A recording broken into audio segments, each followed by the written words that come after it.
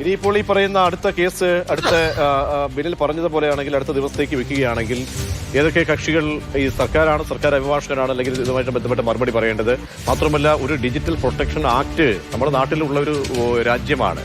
2023 കൊണ്ടുവന്നെങ്കിൽ ഇപ്പോൾ പല ചോദ്യങ്ങൾ ഈ പറയുന്ന കേന്ദ്രങ്ങളിലൊക്കെ ഉയരുന്നുണ്ട്. അപ്പോൾ അങ്ങനെ ഉള്ള ഒരു സ്ഥലത്ത് എങ്ങനെ ഈ വ്യക്തിവിവരങ്ങൾ ചോർത്ത മീൻസ് ഇപ്പോൾ നമ്മൾ നോക്കുകയാണെങ്കിൽ ആ നിലയ്ക്കാണെങ്കിൽ ഇത്രയും ബൾക്കായിട്ടുള്ള മെസ്സേജുകളൊക്കെ തന്നെ പോയി കഴിഞ്ഞു. ഓരോ വ്യക്തിയുടെയും അത് പരസ്പരം കൈമാറ്റം ചെയ്യപ്പെട്ടില്ല, അല്ലെങ്കിൽ ഏതെങ്കിലും തരത്തിലേക്ക് എങ്ങനെയെങ്കിലും ലീക്ക് ആയിട്ടില്ല എന്ന് നമുക്ക് ഒരു തരത്തിലും ഉറപ്പ് പറയാൻ കഴിയില്ല. ആ നിലയ്ക്കാണെങ്കിൽ ഏതൊക്കെ ഏജൻസികളുടെ മറുപടി സ്വാഭാവികമായും തേടേണ്ടി വരും എന്നാണ് മനസ്സിലാക്കുന്നത്. സ്മാർക്ക് അത് ഫിനാൻസ് ഡിപ്പാർട്ട്മെന്റുമായി ബന്ധപ്പെട്ട് ഇവിടെ ഈ ശമ്പളവുമായി ബന്ധപ്പെട്ടുണ്ടാക്കിയ ഒരു സംവിധാനമാണ്. അവിടെ പിന്നെ IT മിഷനുണ്ട്. IT മിഷന്റെ റോൾ എന്താണ്? ഈ പറയുന്ന രീതിയിലാണെങ്കിൽ INPRDക്ക് ഇക്കാര്യത്തിൽ ഒരു റോൾ ഉണ്ടാകുമല്ലോ. ഇവരുമായിട്ട് ഒരു ധാരണയിലെത്തി എന്ന് നേരത്തെ IT മിഷൻ പറയുന്നുണ്ട്. അങ്ങനെ പ്രത്യക്ഷമായി നിൽക്കുന്ന ഒരു ഘട്ടത്തിലൊക്കെ തന്നെ ഏതൊക്കെ വിവരശേഖരണങ്ങൾ അല്ലെങ്കിൽ ഇതുമായിട്ട് ബന്ധപ്പെട്ട് മറുപടി പറയേണ്ട ഒരു ഉത്തരവാദിത്തം ആർക്കൊക്കെ വരുന്നുണ്ട് പിന്നിൽ?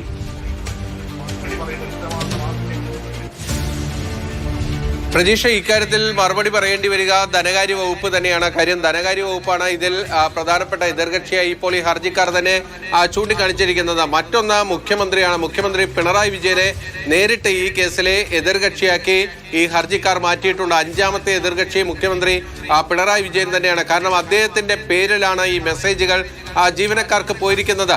നമ്മൾ സ്പ്രിംഗ്ലറിനെ മറന്നുകൂടാ. കഴിഞ്ഞ നിയമസഭാ തെരഞ്ഞെടുപ്പിന്റെ കാലത്ത് ആളിക്കത്തിയ വിവാദമാണ് സ്പ്രിംഗ്ലർ. അപ്പോൾ സ്പ്രിംഗ്ലർ വഴി ഒരു വിദേശത്തെ ഒരു കമ്പനിക്ക് കേരളത്തിലെ ജനങ്ങളുടെ ആരോഗ്യ വിവരങ്ങൾ സംബന്ധിച്ച ഡാറ്റ കൈമാറ്റം നടന്നു.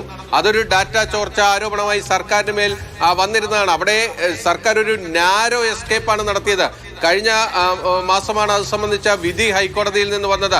അവിടെ സർക്കാർ രക്ഷപ്പെട്ടത് ഒറ്റ കാരണം കൊണ്ടാണ്. വേഗത്തിൽ തന്നെ ആ ഡാറ്റ നശിപ്പിച്ചു കളഞ്ഞു. പിന്നീട് അതൊരു കോവിഡ് കാലമായിരുന്നു. കോവിഡ് കാലത്ത് ജനങ്ങളുടെ ആരോഗ്യം ഉറപ്പാക്കുന്നതിന് വേണ്ടി നടത്തിയിരിക്കുന്ന ഒരു സതുദ്ദേശത്തോടു കൂടിയുള്ള ഒരു പ്രവൃത്തി എന്ന നിലയിലാണ് കോടതി അതിനെ കണ്ടത്. അതായത് അന്നും ഈ സ്പ്രിംഗ്ലറുമായി ബന്ധപ്പെട്ട കാര്യത്തിൽ സർക്കാരിന് പിശക് സംഭവിച്ചിട്ടുണ്ട്. അതായത് സർക്കാർ ഉദ്യോഗസ്ഥര് അന്നത്തെ IT പ്രിൻസിപ്പൽ സെക്രട്ടറിക്ക് പിശക് സംഭവിച്ചിട്ടുണ്ട് എന്ന കാര്യം കോടതി ബോധ്യപ്പെടുത്തുകയും ചെയ്തു. അതായത് മന്ത്രിസഭയുടെ അനുവാദമില്ലാതെ ഇത്തരത്തിൽ സ്പ്രിംഗ്ലറുമായി ഒരു കരാർ ഒപ്പിട്ടത് മുതൽ എല്ലാ നടപടികളും ആ ഉദ്യോഗസ്ഥന്റെ ഭാഗത്ത്, അന്ന് M ശിവശങ്കർ ആയിരുന്നു IT സെക്രട്ടറി, അദ്ദേഹത്തിന്റെ ഭാഗത്ത് വീഴ്ച സംഭവിച്ചിട്ടുണ്ട്. ഇനി മേലാൽ ഇത്തരത്തിലുള്ള സംഭവങ്ങൾ ആവർത്തിക്കരുതെന്നൊരു മുന്നറിയിപ്പോടുകൂടിയാണ് ആ സ്പ്രിംഗ്ലർ കേസ് അവിടെ ഹൈക്കോടതി അവസാനിപ്പിച്ചത്.